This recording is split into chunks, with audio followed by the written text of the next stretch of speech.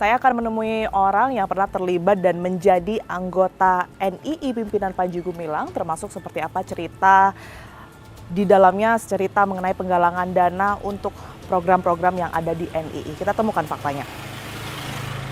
Ya, di sebelah saya ini adalah Bang Zulfikar yang merupakan sosok yang pernah terlibat dalam pusaran penggalangan dana, kemudian juga perekrutan dari NII KW9, betul ya, Bang betul. Zul? Oke. Ya, betul, Bang Mbak. Zul sehat? Alhamdulillah sehat. Alhamdulillah sehat. Bang Zul, saya pengen diceritain nih Bang Zul, bagaimana kemudian ini proses dari Bang Zul yang tadinya tidak tahu menahu mengenai NII sampai pada akhirnya terlibat masuk di dalamnya. Mungkin ada proses baiat ya di situ. Iya. Ceritanya seperti apa Bang Zul? Awalnya saya main ke rumah teman, itu biasa. Saya sebulan sekali minimal itu ya. Biasanya ya 2 minggu sekali atau kadang 1 minggu sekali ke tempat teman itu kan.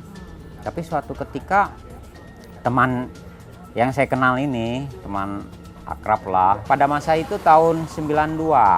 Itu tahun 92 pada saat itu? Ya, tahun 1992. Proses sampai Bang Zul pada akhirnya ada ajakan, itu oleh siapa? Itu yang kemudian setelah mendengarkan itu ya saya setuju-setuju, oh bener juga nih. Berapa kali pertemuan Bang Zul ingat? Tiga Kali pertemuan. Saya kaget ada orang lain yang memegang buku Van Dijk itu ya kan, Darul Islam, tentang Darul Islam itu kan. Loh kok ini, wah gawat ini musuh negara ini. Saya jadi musuh negara nih, saya gemetar kan. Takut di situ ya? Bingung ya. Bingung, oke. Intinya pada saat pertemuan terakhir itu di mana Bang Zul bisa melihat buku yang isinya mengenai NII, itu sudah ada kegiatan pembaiatan belum? Baru penyampaian awal itu ya kan. Kemudian setelah mereka menjelaskan itu semua, baiat. Langsung di hari itu juga? Di hari itu juga. Dan saya juga prosesnya langsung baiat, bersumpah. Dijelaskan juga pada saat itu kalau sudah menjadi anggota NII, apa yang harus dilakukan, batasan-batasannya mungkin?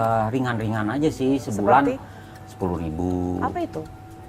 Namanya infak. Itu berjalan berapa lama Bang Zul bergabung dengan NII? Awal, kalau secara keseluruhannya sih, saya awal masuk dari 92, berakhir 96. 96 ini artinya keluar dari NII? Saya mulai melawan. Saya sudah meninggalkan orang tua saya meninggalkan teman-teman, saudara. Karena tidak sepemahaman seperti Karena ya, saya sudah berbuat cacat. Bang Zul tahu gitu ya? Karena saya sudah berbuat cacat, saya sudah mengatakan mereka kafir. Jadi ini kaitannya apa yang menjadi sinyal bagi Bang Zul bahwa ini adalah bukan hal yang benar, adalah salah satunya Mendapatkan uang. mendapatkan uang. Untuk disetor. Apa itu namanya Bang? Kalau di NII itu sendiri? Udah berlebihan, udah nggak lagi sukarela, udah berlebihan, Pemaksaan. udah melampaui. Iya, dan akan ada sanksi berat. Tengah malam kita mau istirahat, badan kita udah lelah. Mereka paksa untuk cari uang sekarang juga. Ini dari siapa Bang maksudnya? Dari atasan? Ya, ada atasan Dalam NII itu ya? Yang kemudian ini memerintahkan untuk cari uang terus apapun caranya? Iya, karena pimpinan butuh uang. Pimpinan butuh uang? Iya. Dalam hal ini pimpinan itu? Di sini ada komando-komando, sistem komando, namanya Idariyah yang bertingkat-tingkat. Uang itu salah satunya yang dikenal sebagai kirot bukan Bang? Oh, itu salah satu dari sekian banyak. Berapa banyak? Ya, itu kan ada alokasi dana itu banyak. Misalnya yang wajib itu infak, sedekah, kemudian tatau, kemudian harakat Ramadan, harakat kurban, kemudian idihor, kemudian kalau anak kita melahirkan, kita mesti juga akikah. Kemudian kalau kita berbuat perbuatan dosa itu supaya hati kita bersih, kita wajib seikhlasnya membayar supaya memberikan uang supaya kita bersih. Kalau selama bertahun-tahun yang dilakukan oleh Bang Zul sendiri berkaitan dengan penggalangan dana, mencari dana, apa aja Bang yang paling sering? Dari umat itu yang sudah kita bawa masuk, kita tilawah itu namanya ya, kemudian musahadah itu, kemudian hijrah itu udah kemari ya kan, itu mereka menyetor uang, makin kita banyak merekrut jamaah, makin banyak kita dapat uang terkumpul, makin banyak kita store ke sana kan.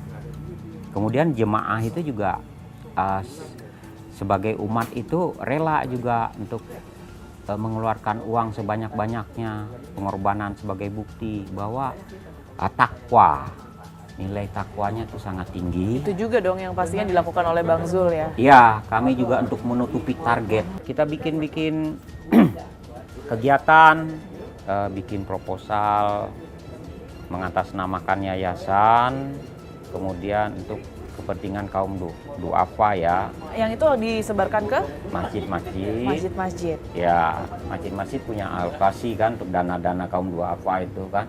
Saya tertarik sama ini Bang Zul, salah satunya kan adalah kirot. Dari sekian banyak ya yang tadi sempat Bang Zul juga sebutkan.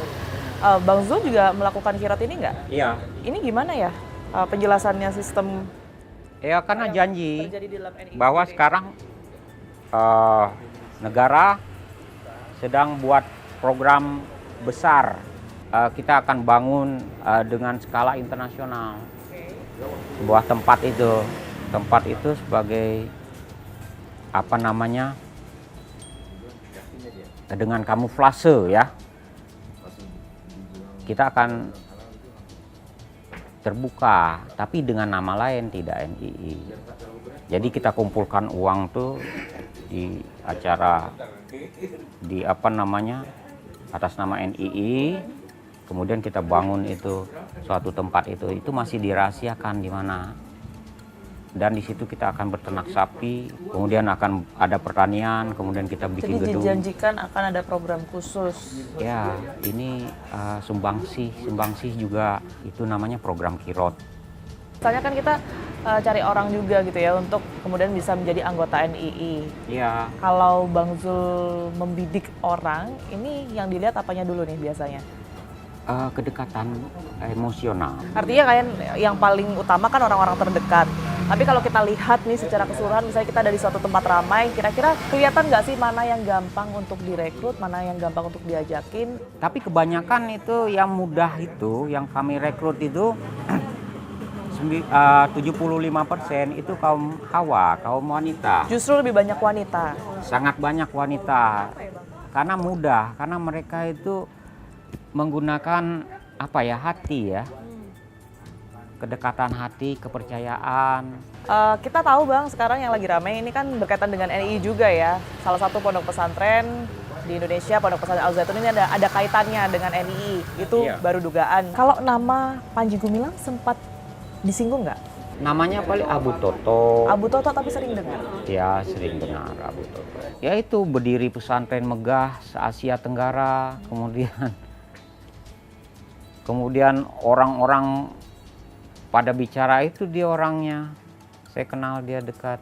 Komunikasi tapi belum pernah karena namanya pun juga nggak sering terdengar ya Bang ya. Kalau pada saat dulu masih aktif sebagai anggota NII. Karena emang lapisannya itu mereka itu aparat paling tinggi, tingkat menteri. Iya, kalau si Panji ini kan imam. Imam itu sangat sakral dan tersembunyi, jangan sampai ketahuan, ya kan? Pokoknya rahasia. Apa yang akhirnya memantapkan Bang Zul untuk oke, saya memutuskan untuk keluar sebagai anggota NII? Saya nggak tega untuk mengetuk pintu setiap hari, pintu umat, rumahnya, kontrakannya, diketuk-ketuk itu jam-jam 2 malam, 3 malam, jam-jam orang istirahat. dia lelah. Tangan seperti yang tadi Bang Zul katakan ya. Iya, secara pribadi saya nggak bisa menerima itu.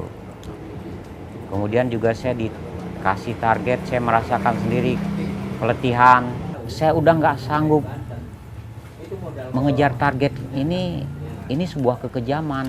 Terima kasih banyak sebelumnya saya mau mengucapkan Bang Zul sudah berkenan untuk terbuka menceritakan semuanya, bahkan dari awal mula masuk menjadi anggota NII, seperti apa ceritanya aktivitas di dalam, dan juga sampai Bang Zul luar biasa berusaha untuk keluar. Terima kasih Bang Zul sudah mempercayakan itu semua kepada kami, dan juga waktunya. Terima kasih. Kita temukan fakta selanjutnya pemirsa. Indikasinya penggelapan dan pencucian uang.